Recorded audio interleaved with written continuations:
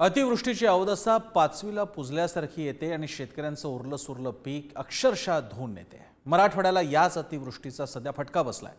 गेले 4 दिवस इथं पावसाचा धुमाकूळ सुरू आहे। माध्यमांनी शेतकऱ्यांचा टाहो समोर आणल्यानंतर एक नेत्यांना आता शेताचे बांध तिकडे जायला सुरुवात केली आहे। पण या सगळ्याला ज्याला आता पाठीवर धीराची थाप आणि मदतीचा हात हवाय तो शेतकरी कुठे आहे हा प्रश्न आहे।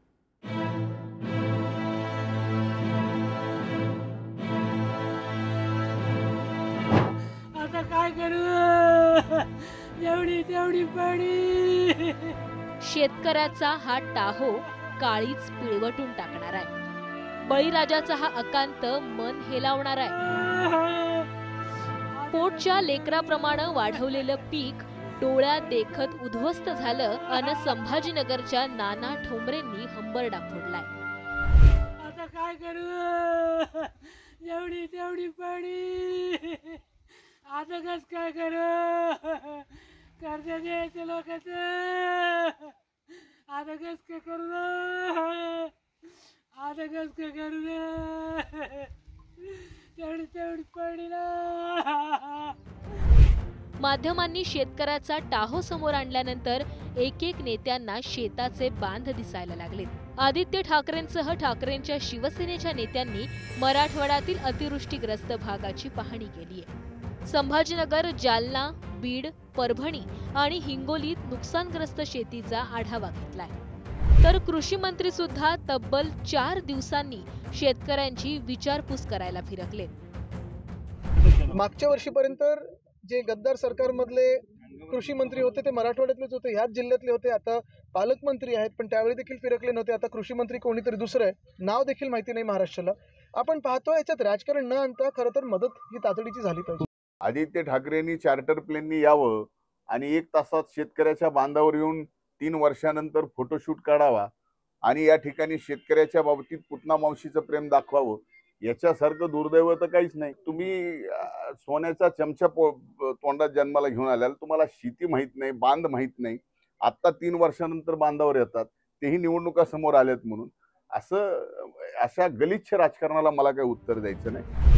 एकीकडे आदित्य ठाकरे मराठवाड्यातील शेतकऱ्यांच्या बांधावर होते, तर लातूरच्या उदगीरमधील एका कार्यक्रमानंतर मुख्यमंत्री आणि उपमुख्यमंत्रीही अचानक शेतावर पोहोचले। नुकसानग्रस्त पिकांचे तात्काळ पंचनामे करण्याचे आदेश देण्यात आले। लवकरात लवकर शेतकऱ्यांना भरीव मदत देऊ असं आश्वासन मुख्यमंत्री एकनाथ शिंदेंनी दिलंय। मराठवाड्यात 11.67 लाख हेक्टर पिकांचं नुकसान झालंय। नांदेडमध्ये सर्वाधिक 3,34,000 हेक्टरवरील पिकं भुईसपाट झाली आहेत।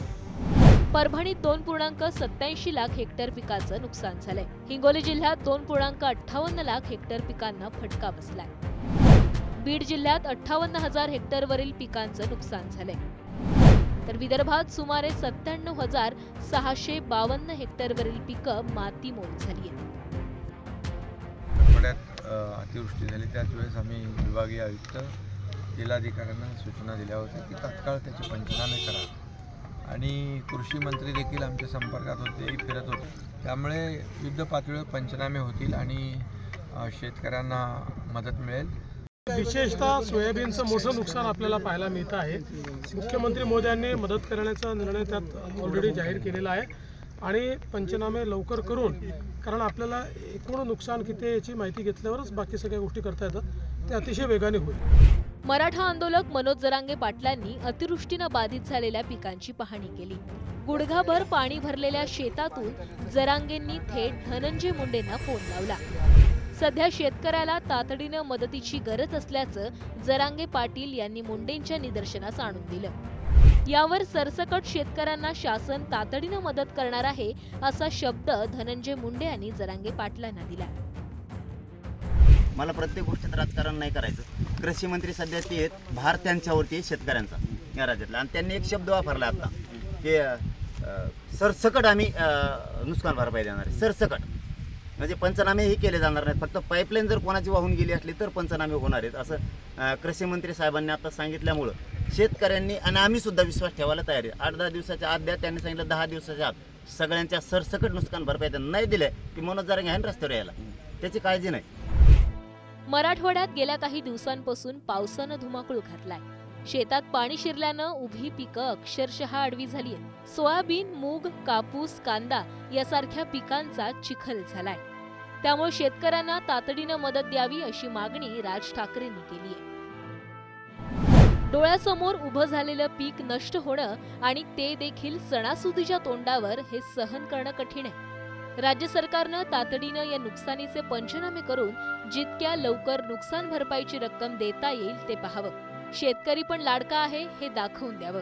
तसंच मराठवाड्यातील महाराष्ट्र सैनिकांनी देखील प्रशासनाकडून नुकसानीचे पंचनामे झटपट होत आहेत ना, नसल्यास ते करायला लावून शेतकऱ्यांना नुकसान भरपाई मिळेल हे पाहावं. ज्या घरात पाणी शिरलं आहे अशा ठिकाणी प्लास्टिकच्या शीट्स पोहोचतील किंवा जुने फ्लेक्स तरी पोहोचतील हे बघावं. किमान त्या निमित्तानं पुढारी जनतेच्या घरात पोहोचतील आणि आजपर्यंत आपलं वाटोळं कोणी केलं तेही जनतेला समजेल. अतिवृष्टीची औदसा 5वीला पुजल्यासारखी येतेय आणि शेतकऱ्याचं उरलं सुरलं पीक सुद्धा अक्षरशः धुवून नेतेय. आता सत्ताधाऱ्यांकडून पंचनाम्यांचे आदेश निघतील. विरोधकांकडून मदतीच्या मागण्याकरता गळे काढले जातील. पण राजकारणात शेतकऱ्यांचं मरण कुणाला बोचणार आहे की नाही? पाऊस थांबला, पाणी ओसरलं की कागदावरच्या घोषणा प्रत्यक्ष शेतकऱ्यांसाठी बांधावर येतील का? हा प्रश्न आता वारंवार उपस्थित होतो. सचिन जिरेसह ब्युरो रिपोर्ट, पुढारी.